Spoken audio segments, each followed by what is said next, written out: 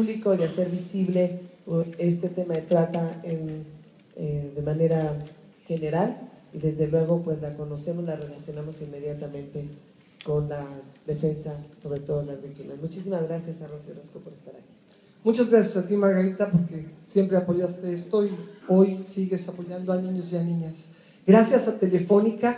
Yo quisiera, en honor a Telefónica, pues leer algo, porque hoy es 21 de marzo, y leer algo que dijo precisamente Juárez.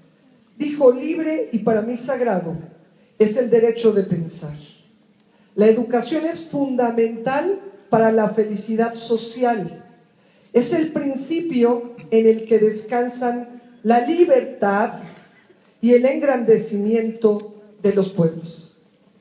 Lo primero que pienso al leer esta frase es que Juárez, además de que era indígena y que hoy precisamente, como bien lo han dicho las personas que me antecedieron, estoy muy honrada de estar en este foro con cada una de ustedes, con Fernando Batista y por supuesto con Margarita Zavala, pero una de las cosas que pensaba yo es la importancia que tiene primero lo más básico, que se nos olvida a veces a todos y a todas.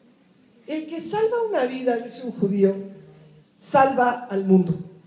Y eso es realmente una frase que, pues cuando pensamos en Juárez, que era una persona indígena, y consideramos que el 45% de quienes sufren trata, en el caso de lo que yo he vivido en la propia experiencia, y no estoy hablando de una cifra oficial, sino de las víctimas que yo he conocido, es una cifra de un mundo muy pequeño, 130 sobrevivientes, pues 45% eran indígenas.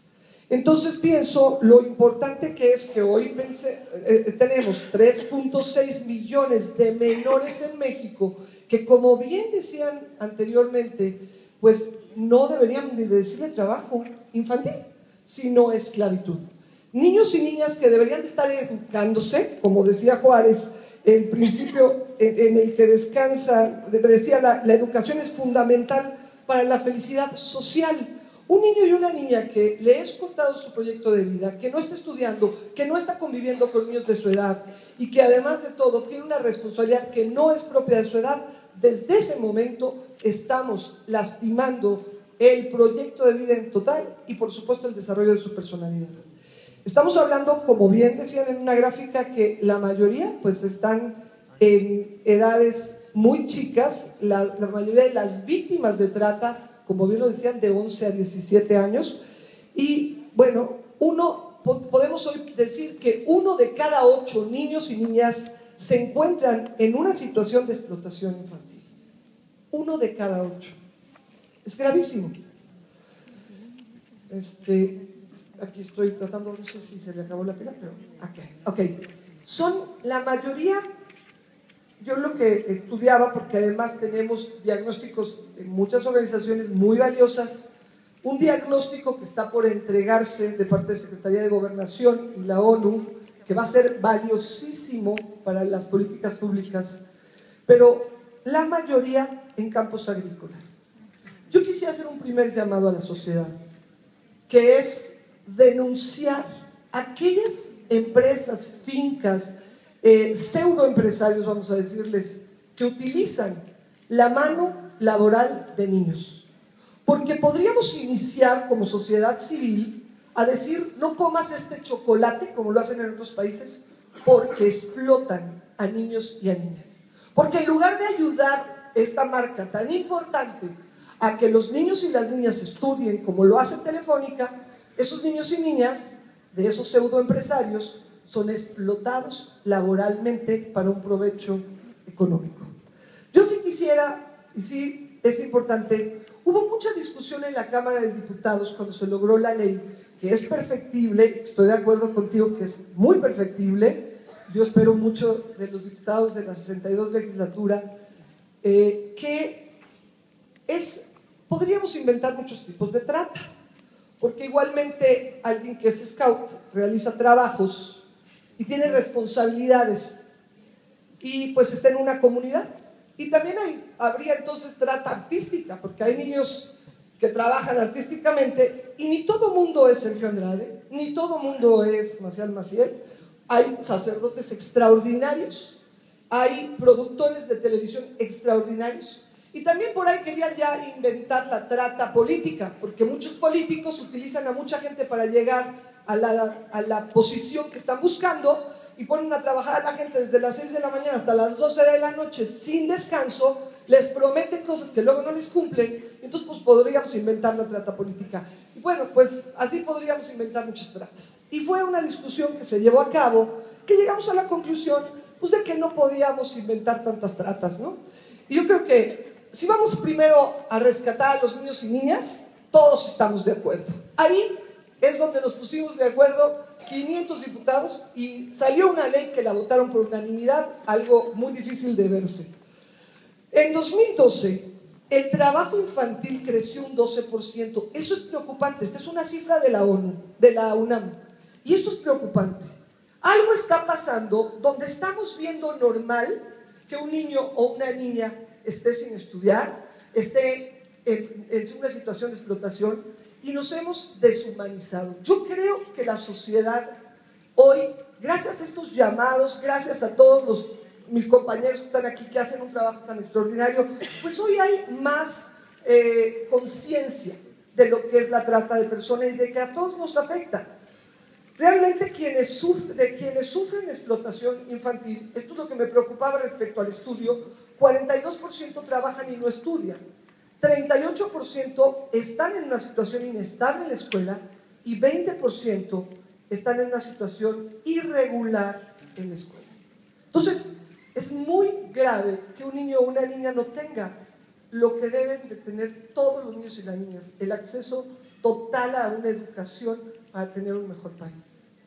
Las peores formas de esclavitud, como ya lo decían mis compañeros, es esclavitud obviamente trata de personas y servidumbre.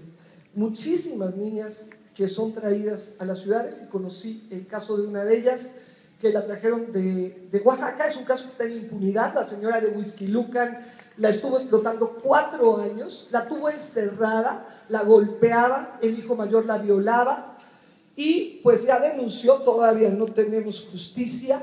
La rescató alguien humano, alguien que vio la belleza de esa niña indígena que apenas hablaba español. Fue un vigilante de esa colonia quien vio en ese rostro el rostro de alguien que sufría. Y esa persona que pudo rescatar a esa niña hoy está casado con ella. Y es una historia hermosa, pero seguimos buscando la justicia para esa niña.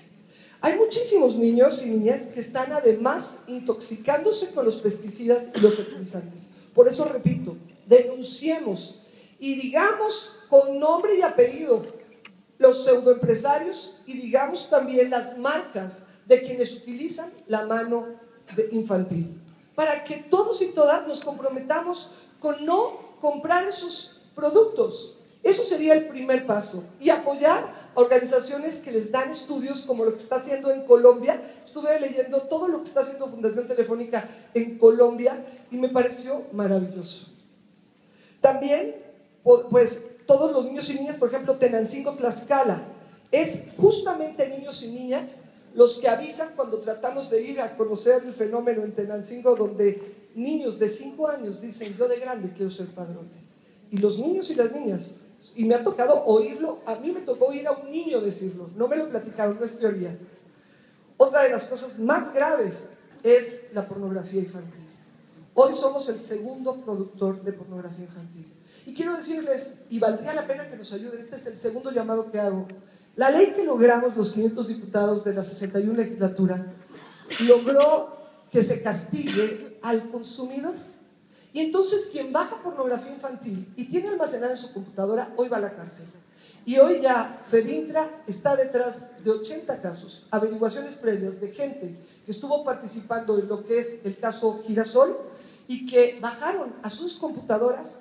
Y vale la pena decírselo a nuestros hijos, porque a lo mejor alguien hace la payasada de mandarse un video, de mandarse una foto. Hoy es cárcel. 2 a 40 años es lo que castiga la ley.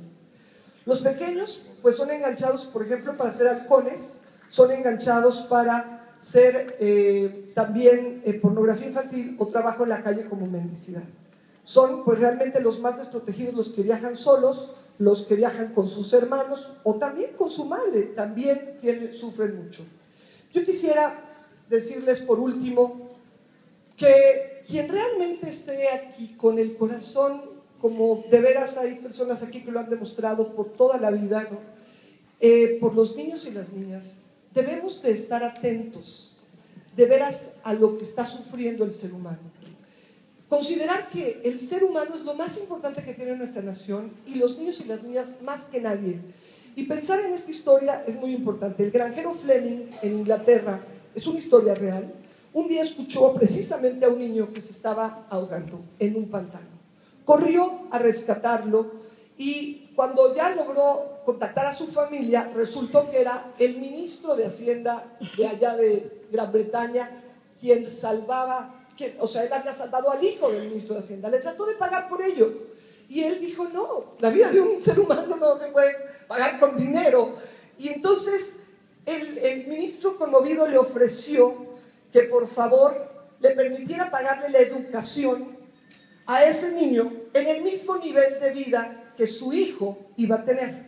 Y entonces este chico que creció y llegó a la universidad, fue al Hospital St. Mary, donde estudió medicina y se convirtió ni más ni menos en el doctor Alexander Fleming, quien ha salvado tu vida, quien ha salvado la mía, la de nuestros hijos.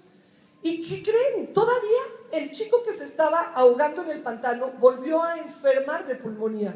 Fue el doctor Fleming quien salvó su vida. ¿Y saben cómo se llamaba el hijo del ministro? Se llamaba Sir Winston Churchill. El que salva una vida, salva al mundo. Y más quien salva a niños y niñas. Muchas gracias a Fundación Telefónica.